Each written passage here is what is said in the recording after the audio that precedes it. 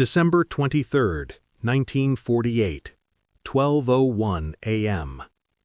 The trapdoor is already in position. Hideki Tōjō, the man who ordered the attack on Pearl Harbor, who orchestrated the rape of Nanking, who sent millions to their deaths across Asia and the Pacific, is standing in Sugamo Prison's execution chamber. His hands are bound behind his back. A black hood covers his face. Around his neck, a standard military-issue noose.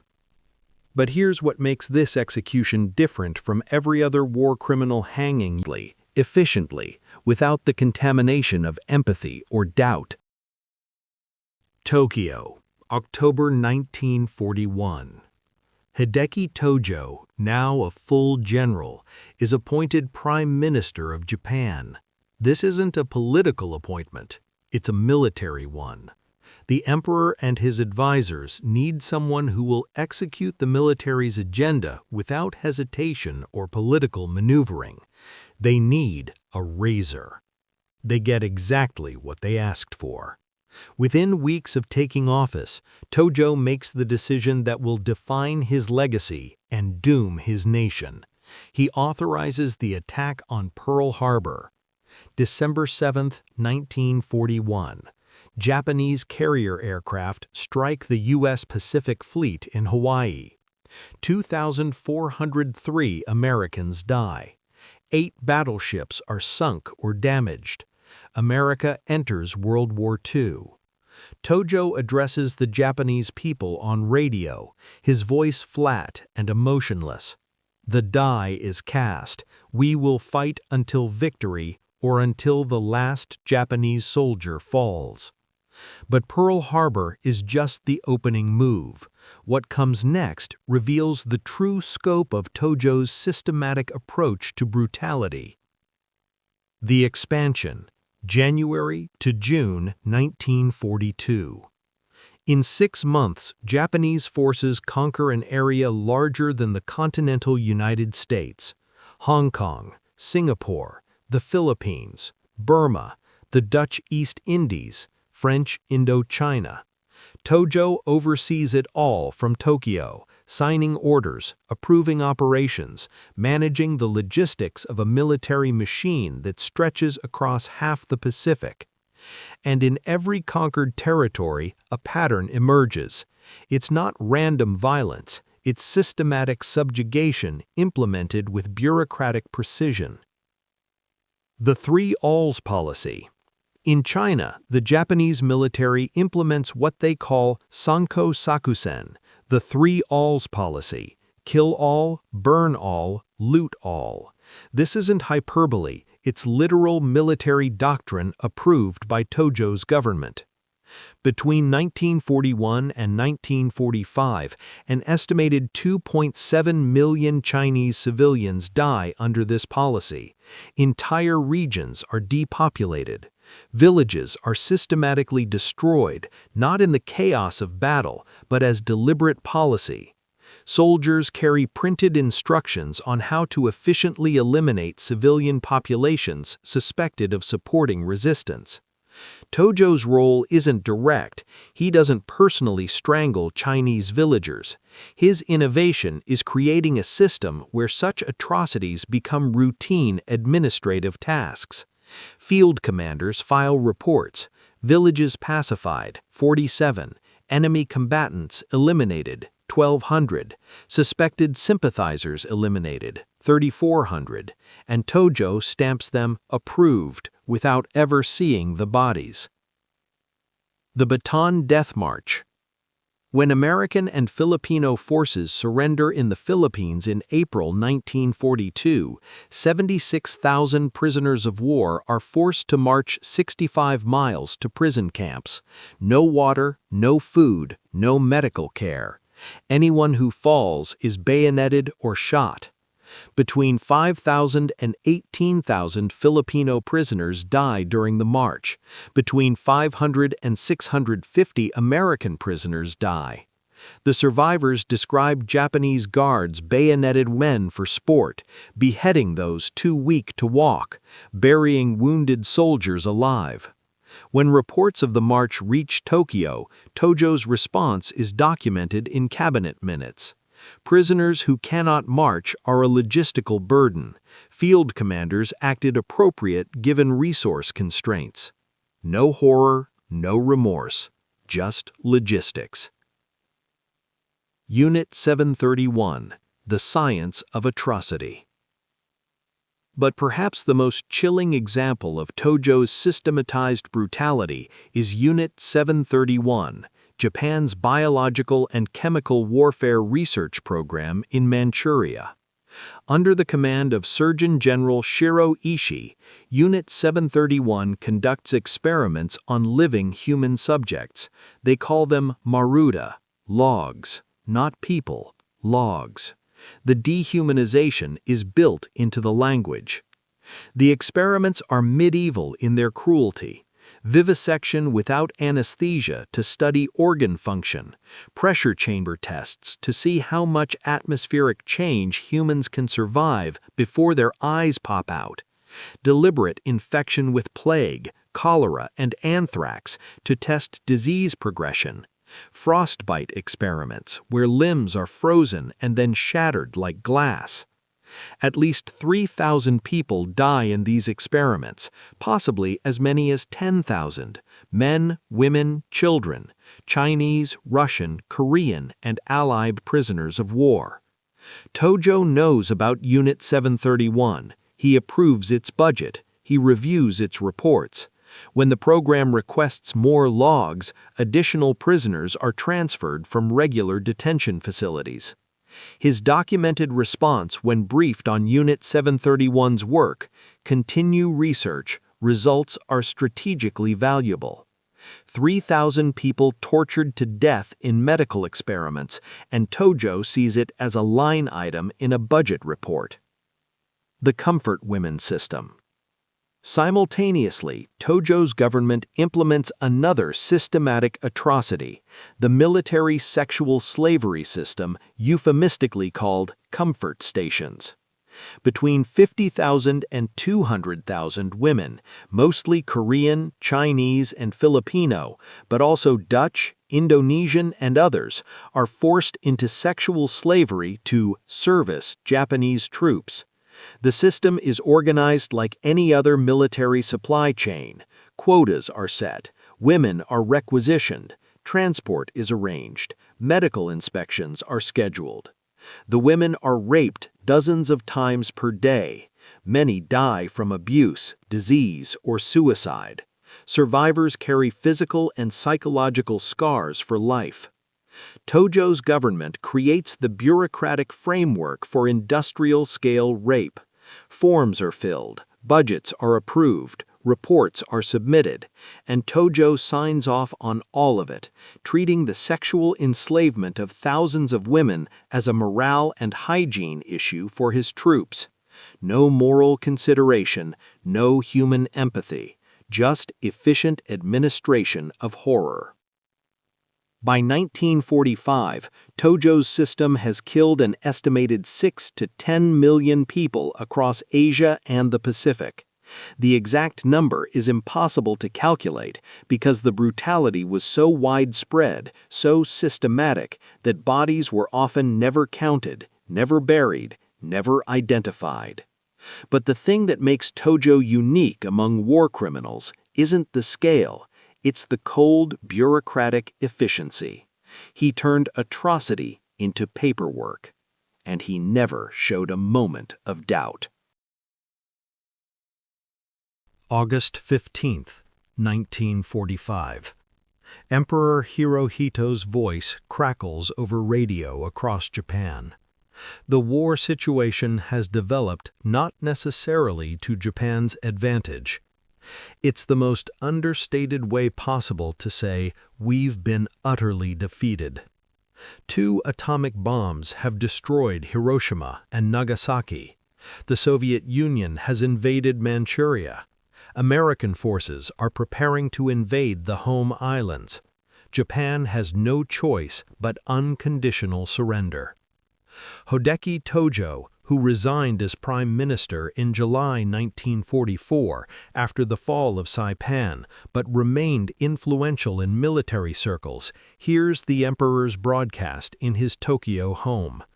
For the first time in his life, the system he served without question has failed. The emperor, infallible, divine, has admitted defeat. Tōjō's world collapses. On September 11, 1945, American military police arrive at Tōjō's residence in Setagaya to arrest him as a war criminal. A crowd of journalists and photographers surrounds the house. Everyone knows this moment is coming. As the MPs approach the door, a gunshot rings out from inside. Tōjō has shot himself in the chest with a Colt .32 caliber pistol. But here's the crucial detail. He doesn't shoot himself in the head like a soldier would. He doesn't use a traditional Japanese blade for ritual suicide like a samurai would.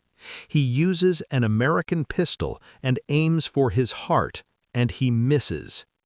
The bullet enters his chest, passes through his lung, and lodges near his spine.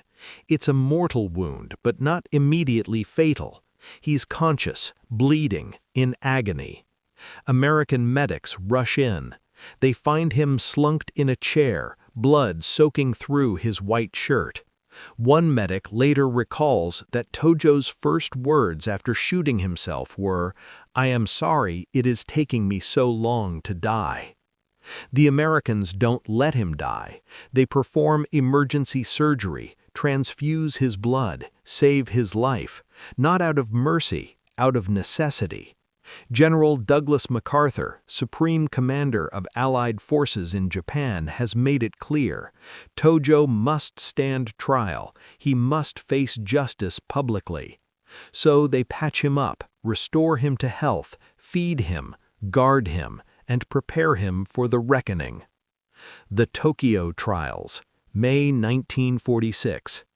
The International Military Tribunal for the Far East convenes in Tokyo. It's the Pacific equivalent of Nuremberg. 28 Class A war criminals charged with crimes against peace, war crimes, and crimes against humanity. Tōjō is defendant number 1. The courtroom is the former Imperial Japanese Army headquarters building, symbolic, intentional. The prosecution represents 11 allied nations. The evidence fills entire rooms, documents, photographs, testimony from thousands of witnesses. When Tōjō enters the courtroom on the first day, he's wearing a worn military uniform stripped of insignia. No medals, no rank. Just a tired 61-year-old man who looks smaller than his photographs suggested. His trademark mustache is still perfectly trimmed. Even in disgrace, he maintains military precision. The charges against him are staggering. Count 1, waging aggressive war against China, the United States, the British Commonwealth, the Netherlands, and France. Count 27, ordering, authorizing, and permitting inhumane treatment of prisoners of war. Count 29, deliberately and recklessly disregarding duty to prevent breaches of the laws of war. Count 54, ordering, authorizing, and permitting murder of civilians and POWs. The trial lasted 2.5 years, 916 sessions, over 4 million words of testimony. The evidence is overwhelming, meticulous, damning. The testimony that broke the silence. The most devastating moments come when survivors testify. A Chinese woman takes the stand. She describes the day Japanese soldiers entered her village in 1942. She was 14 years old. The soldiers separated the men from the women, shot the men in front of their families. Then the soldiers turned to the women. She describes in clinical detail being raped by 7 soldiers while her mother was held down and forced to watch. She describes the soldier who bayoneted her mother when she tried to intervene. She describes surviving by pretending to be dead.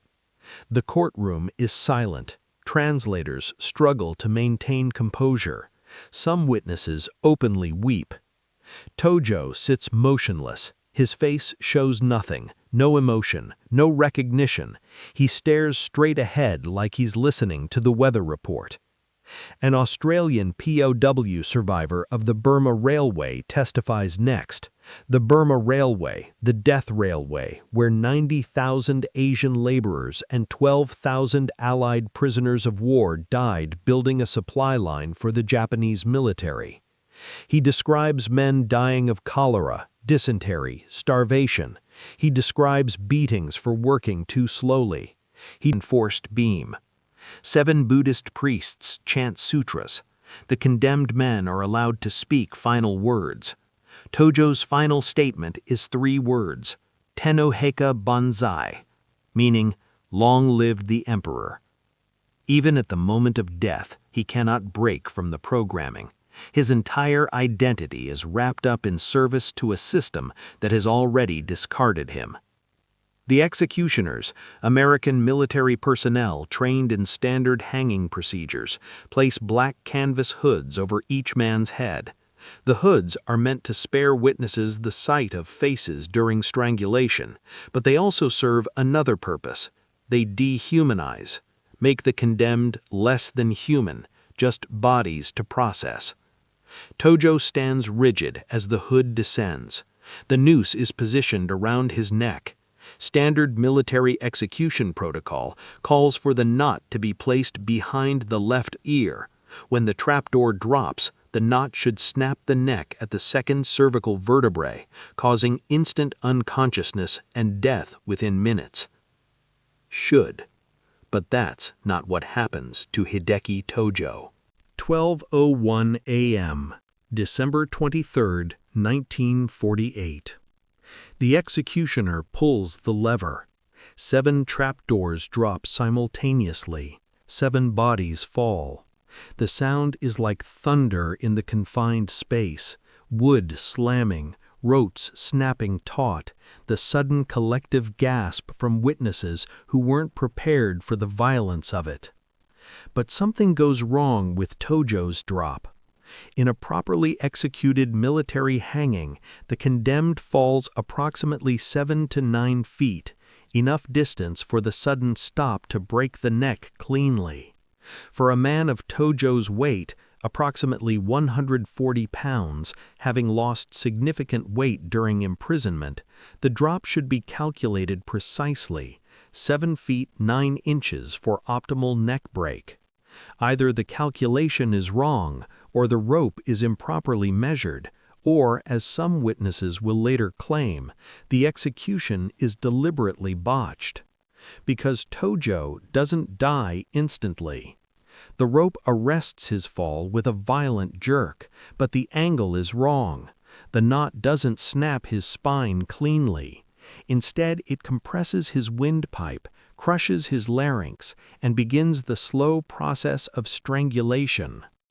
Medical examiners who study hanging deaths describe 3 ways a hanging can kill: instant spinal cord severance, the humane way; compression of the carotid arteries causing unconsciousness in 10 to 15 seconds, followed by brain death, the acceptable way; or tracheal compression causing death by asphyxiation over 5 to 20 minutes, the agonizing way. Tōjō gets the third option. Witnesses report that while the other 6 condemned men hung relatively still, suggesting their necks broke properly, Tōjō's body convulses, his legs kick. Not the involuntary muscle spasms of a corpse, these are purposeful movements, the desperate thrashing of a man who's conscious, who's suffocating, who's experiencing every second of his death. One American witness, a military physician required to certify death, later writes in his private journal, "Subject T continued exhibiting signs of consciousness for approximately 90 to 120 seconds post-drop, respiratory effort visible, muscle contractions consistent with voluntary movement, This was not a clean execution. 90 to 120 seconds, a minute and a half to 2 full minutes. Count it out. That's how long Hideki Tōjō, the man who signed orders condemning millions to death, who treated human suffering as a line item in military budgets, who felt nothing when survivors testified about their agony. That's how long he has to feel what he never allowed his victims to feel quickly: the terror of dying slowly.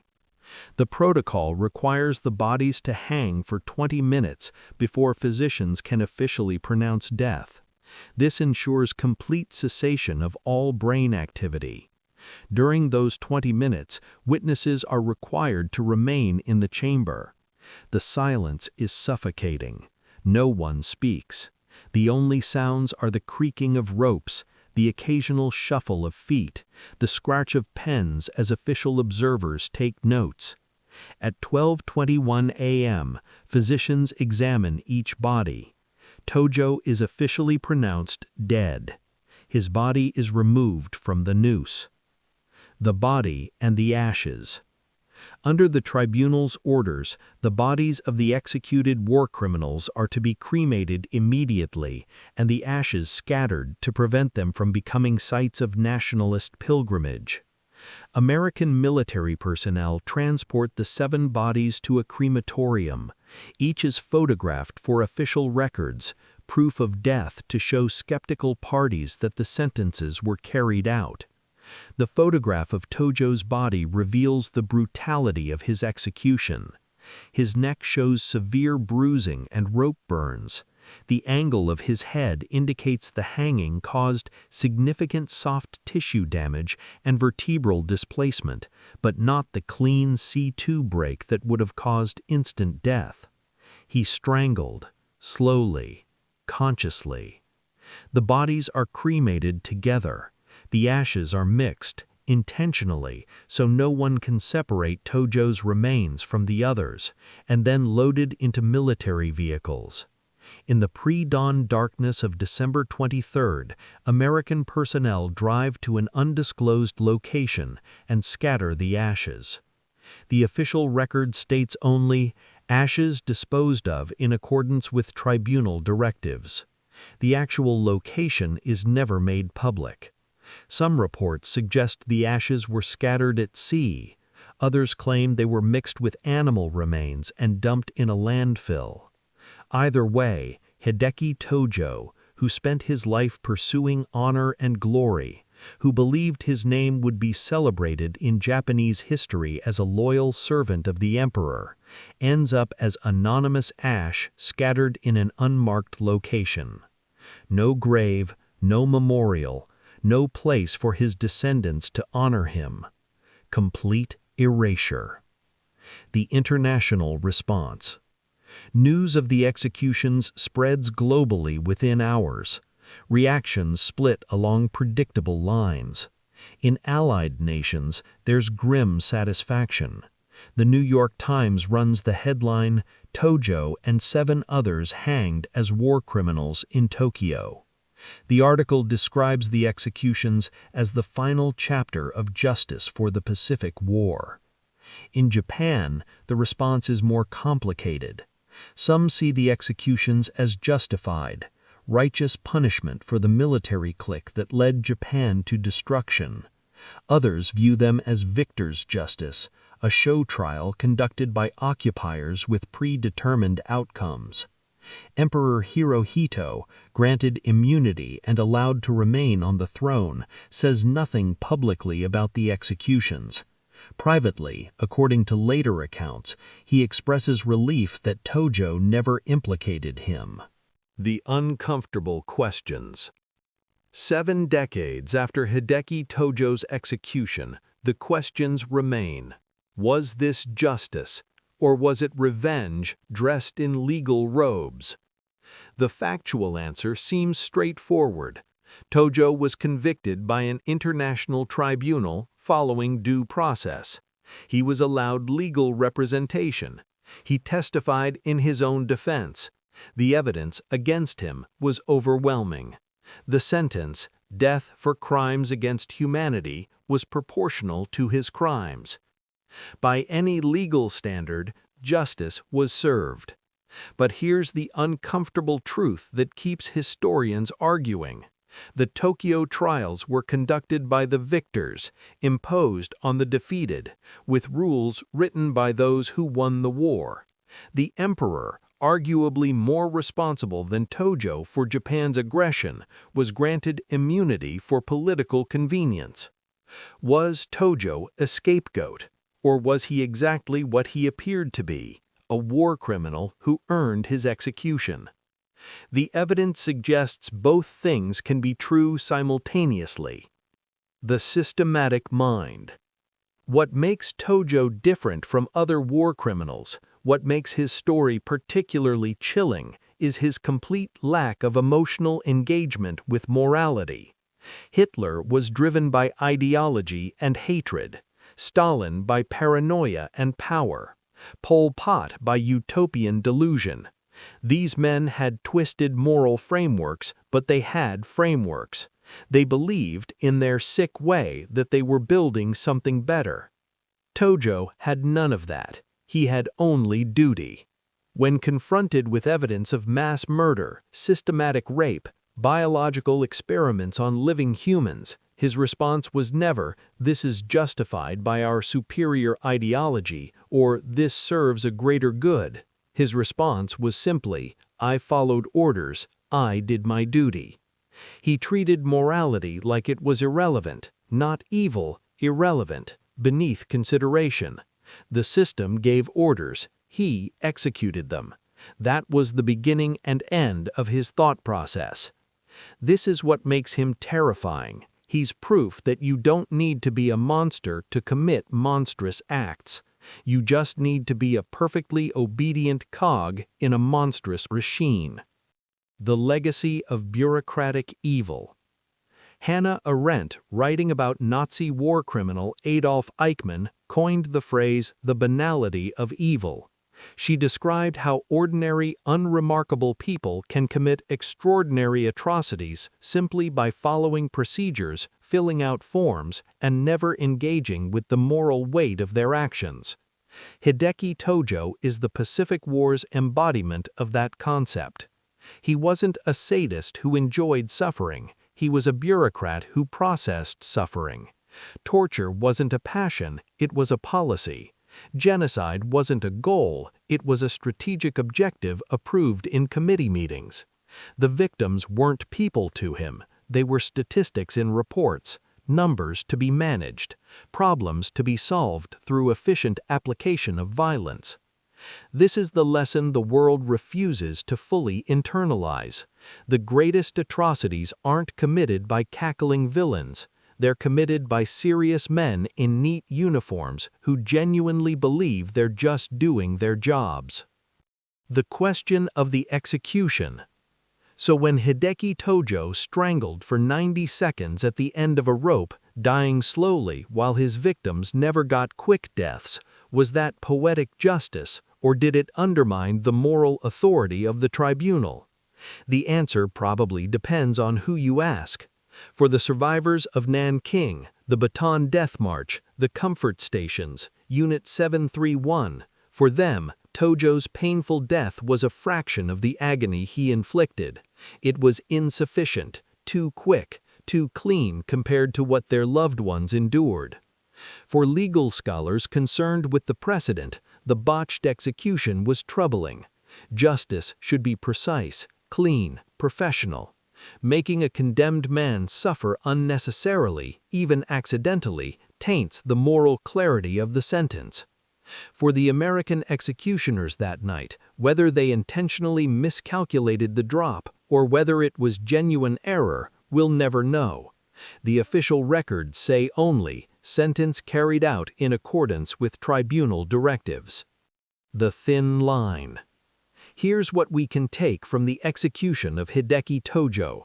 Evil doesn't always announce itself with fire and fury. Sometimes it walks into a room in a crisp uniform, clicks its heels, and says, "I'm just following orders." Tōjō wasn't born evil.